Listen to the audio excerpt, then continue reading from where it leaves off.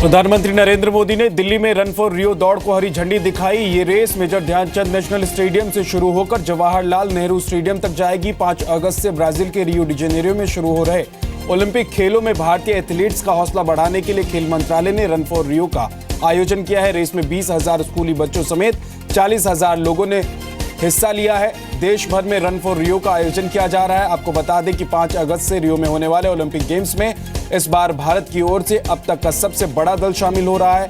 Rio Olympic के लिए 119 athletes का दल ब्राजील जा रहा है।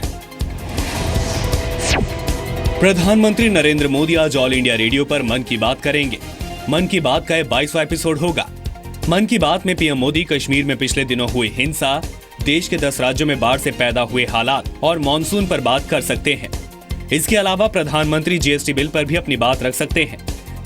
साथ ही पीएम मोदी 5 अगस्त को ब्राजील में शुरू हो रहे रियो ओलंपिक के लिए भारतीय एथलीट्स को शुभकामनाएं भी दे सकते हैं। 26 जून को मन की बात के पिछले एपिसोड में पीएम ने 1975 के आपातकाल को देश के इतिहास का काला दिन बताते हुए इस बात पर खुशी जताई थी कि भारत के लोगों ने हमेशा लोकतंत्र को अहमियत दी है। मन की बात कार्यक्रम सुबह ठीक 11 बजे प्रसारित होगा। आप जी न्यूज पर भी प्रधानमंत्री मोदी की मन की बात सुन सकते हैं। दिल्ली के वसंत कुंज में एक दर्दनाक सड़क हादसे में 42 साल के एक व्यक्ति की मौत हो गई। हादसा सड़क पर बने गड्ढे की वजह से हुआ। मरने वाले व्यक्ति का नाम प्रवीण है और वो बाइक से मेहरौली से महिपालपुर जा रहा था। वसंत कुंज में स्क्वायर मॉल के सामने सड़क पर पानी से भरे गड्ढे से प्रवीण का बैलेंस बिगड़ा, जिससे वो बाइक के साथ गिर गया। इसी दौरान पीछे से आ रहे टैंकर ने प्रवीण को कुचल दिया। मैं पीछे से बाइक लेके आ रहा था तो वो बंदा यहाँ से इस पानी में होकर निकल रहा था। काफी गहरा गड्ढा, हम भी निकलते हैं यहाँ से, हमें भी तकलीफ होती है, रोड पूरा टूटा हुआ है यहाँ से। तो वो बंदा इधर से निकल रहा था तो उसका डिसबैलेंस हो गया गड्ढे की वजह से, तो वो ट्रक के पास आके गिर गया, ट्रक के टायर के आगे। उधर से बत्ती ग्रीन हो गई तो ट्रक वाले ने ट्रक को बढ़ा दिया आगे, तो उसके नीचे उसका सर आ गया। स्टार्ट टैंकर खड़ा हुआ है, बंदा मोटरसाइकिल पे लेटा हुआ पड़ा हुआ है बिल्कुल, जिसका ये नहीं है। उसके पिछले टायर चारों उसके यहाँ से खत्म हुए और वो समाप्त हो गया वहीं पे। जो बाइक वाला था वो कीचड़ में जाके गिर गया था और उसके बाद एक टेम्पो आया, सो टेम्पो चढ़ गया एंड उसके मौके में ही उसके वो हो गया था, तो उसको लोग बचा नहीं पाए थे उसको। हादसे के बाद टैंकर ड्राइवर टैंकर मौके पर ही छोड़कर फरार हो गया। प्रवीण को लोगों की मदद से अस्पताल ले जाया गया, जहां डॉक्टरों ने मृत घोषित कर दिया। सऊदी अरब में करीब 10,000 बेरोजगार भारतीयों की मदद के लिए विदेश मंत्रालय सामने आया है। विदेश मंत्री सुषमा स्वराज ने सऊदी अरब में भारतीय दूतावास को आर्थिक तंगी से जूझ रहे भारतीयों को मुफ्त खाना के साथ दूसरी मदद देने को कहा है। सुषमा ने ट्वीट किया, मैं आपको आश्वस्त करती हूँ कि सऊदी अरब में कोई भी बेरोजगार भारतीय भूखा नहीं रहेगा।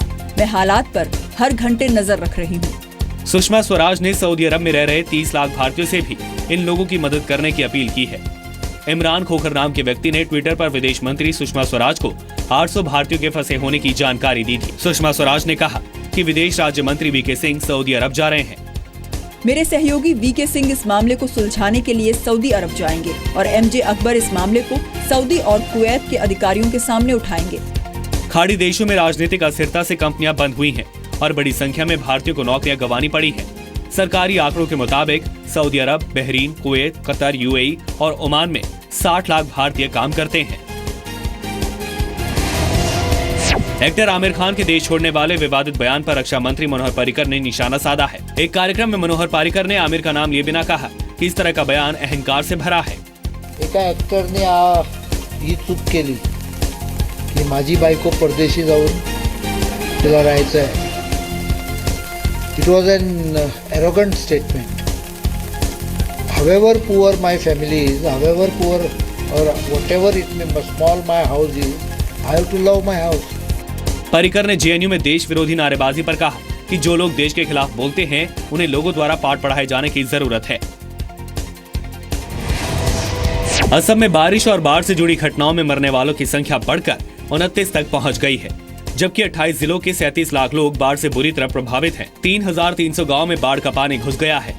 इस बीच केंद्र सरकार ने असम में बाढ़ से पैदा हुए हालात से निपटने में हर संभव मदद का भरोसा दिलाया है। असम सरकार ने मरने वाले लोगों के परिवार वालों को 4-4 लाख रुपए के मुआवजे का ऐलान किया है।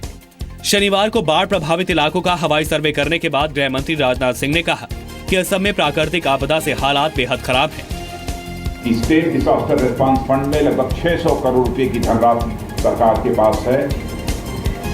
मैंने कहा कि जनता की सेवा में हाथ खोल कर पैसा खर्च करिए। जो भी आगे भारत सरकार के सहयोग की आवश्यकता होगी, भारत सरकार पूरी तरह से सहयोग करेगी। राहत और बचाव के काम में जुटी एनडीआरएफ की टीमों ने अब तक 6000 लोगों को सुरक्षित बचाया है। भारी बारिश की वजह से बिहार, यूपी, उत्तराखंड और कर्नाटक समेत 10 राज्यों में बाढ़ जैसे हालात पैदा हो गए हैं। बिहार में अब तक बारिश और बाढ़ से जुड़ी घटनाओं में 25 से ज्यादा लोगों की मौत हो चुकी है। 26 लाख से ज्यादा लोग प्रभावित हैं। कई इलाके पानी में डूबे हैं। कई नदियां खतरे के निशान से ऊपर बह रही हैं। यूपी में भी भारी बारिश से कई नदियां उफान पर हैं और कर्नाटक का हाल भी बेहाल है। ओडिशा में बिजली गिरने की अलग अलग घटनाओं में 27 लोगों की मौत हो गई है। केंद्र सरकार और उन राज्य सरकारों से बातचीत करके उसमें पूरी तरह से बिना किसी सियासत के हम पूरा उनकी मदद कर रहे हैं। उत्तराखंड, हिमाचल और कश्मीर में भी भारी बारिश से लैंडस्लाइड की चेतावनी दी गई है। मौसम विभाग ने दिल्ली और हरियाणा में अगले 2 से 3 दिनों में भारी बारिश का अलर्ट जारी किया है। दिल्ली में शनिवार को बारिश ने पिछले 10 साल का रिकॉर्ड तोड़ दिया। 24 घंटे में 144 मिलीमीटर बारिश रिकॉर्ड की गई। डोप टेस्ट में फेल रेसलर नरसिंह यादव पर नेशनल एंटी डोपिंग एजेंसी यानी नाडा सोमवार को अपना फैसला सुनाएगा। नाडा के एक्सपर्ट पैनल ने शनिवार को करीब 8 घंटे लंबी चली बैठक में केस से जुड़े कई दस्तावेज खंगाले, लेकिन किसी नतीजे पर नहीं पहुंच पाई। नाडा के महानिदेशक ने कहा कि पैनल को अभी इस केस में कई और दस्तावेजों की जरूरत है, जिसे देखने के बाद ही सोमवार को शाम 4 बजे नाडा अपना फैसला सुनाएगा। उनकी रिपोर्ट मंडे को 4 बजे तक उम्मीद है कि इसके बारे में फैसला हो जाएगा। इससे पहले डोप टेस्ट में फेल हो चुके नरसिंह यादव ने अपने खिलाफ साजिश का आरोप लगाया था। नरसिंह के मुताबिक उनके खाने में संदिग्ध चीज मिलाई गई थी। इस मामले में नरसिंह ने सोनीपत में एफआईआर भी दर्ज कराई है। इस बीच पूरे मामले की सीबीआई जांच की मांग को लेकर वाराणसी में धरने पर बैठे नरसिंह के परिवार वालों ने धरना खत्म कर दिया है।